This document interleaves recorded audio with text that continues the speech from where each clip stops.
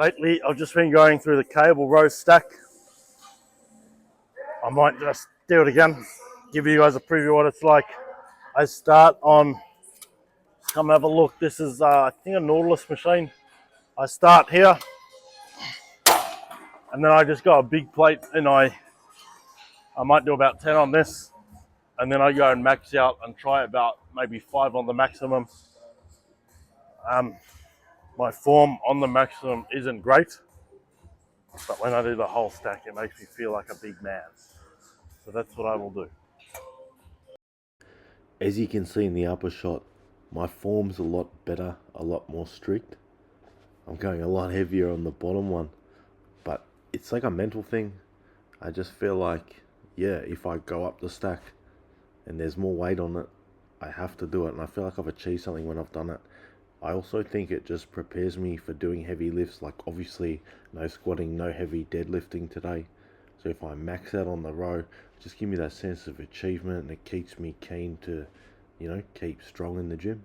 I just was watching a guy squatting, and he was quite quad dominant, and like, honestly, it looked pretty good. And he just went from 3 plates to 4 plates, and I was like, man, better watch this guy. Like, I'm in some competition, he might out squat me. I better fucking up my squat game. And then like he hit depth, and I just heard like,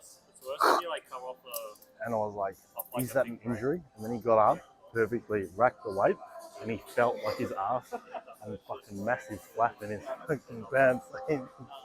I've done that. You know what I did when I did that? Like, I just took my jumper off and tied it over my waist, right? And kept squatting, and no one knew anything. You know, I had the jumper like a fucking skirt covering my asshole. A couple of different ways you can do it. The first way is you sit back a little and you bring to your sternum, collarbone, like this.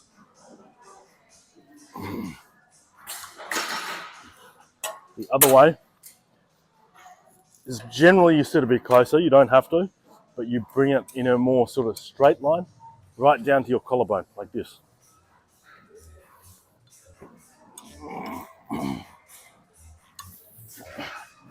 My first 2 sets are going to be sternum.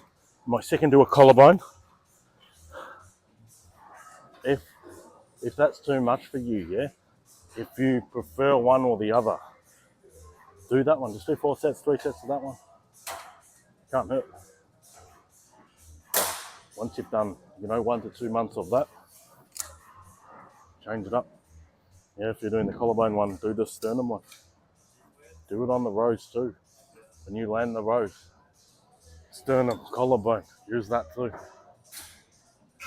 Use different handles, This one's obviously the traditional pull down bar. But you can use these. I know these are getting around. You can buy various like adjustable attachments. You can buy like 5 of them from Amazon for like fucking, I get them for like $170 or something, cheap as.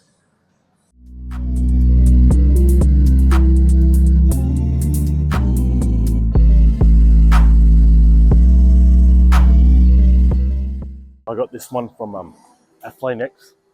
People mention Athlean-X now and it's like some giant success.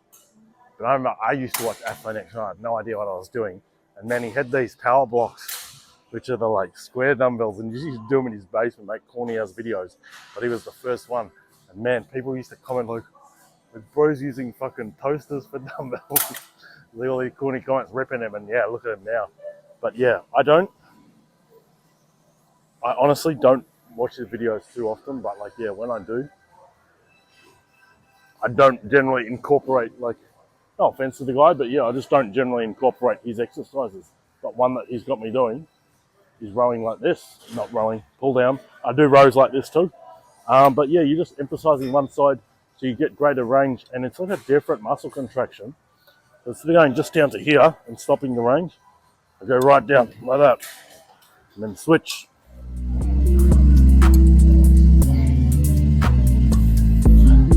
And I feel my lat cramping a lot better. I pull up sore the next day. I've been persisting with this one for about 2 months.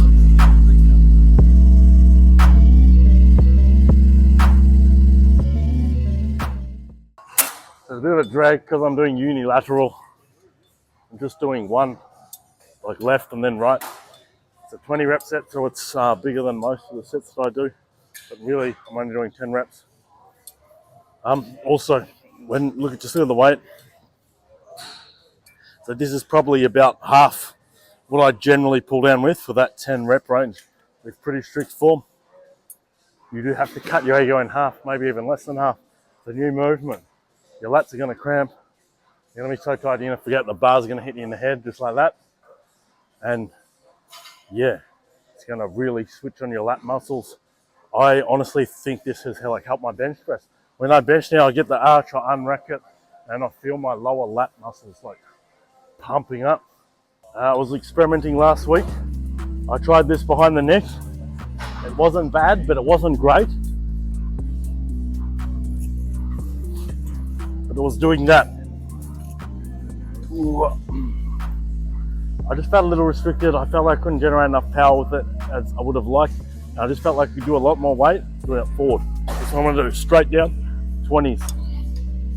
The same weight as I was doing the sternum, down to the collarbone. Eccentric phase, always slower than the concentric phase.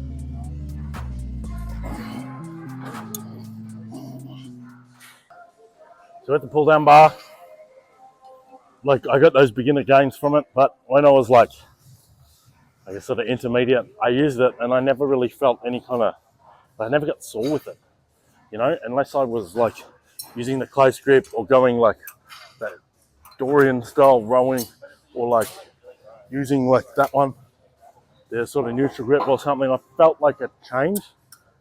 But if I was just going just to the same spot, somewhere in between the sternum and the collarbone, I just never got sore from it. You can do various things. You can widen the grip, switch the grip around. You can hit that sternum, hit the collarbone, and you might be able to get a little bit sorer. But this exercise has allowed me to actually justify using this in my program and actually made me get one at home, because I never used to do it. I was like, why do I need one? I don't get any benefit from it. I'll just do close grip and the neutral grips, the black rubber ones and all that kind of stuff. But yeah, this particular exercise has ignited my love for pull downs again with the traditional bar. And yeah, I strongly recommend you add it into your workout routine. So this particular bar, right, when you're jamming on weight and just going to one side, it doesn't really work. It's more after you do your strength work. So you might do chin-ups, you might do bent over rows, you might do deadlifting or something like that. But I always feel like it doesn't require too much effort, but just the sort of amount of fatigue and the stimulus it puts in lat muscles is huge. And yeah, it's been a staple for me, third or fourth exercise. I'm gonna finish my last set now. Another 20 in nice and close.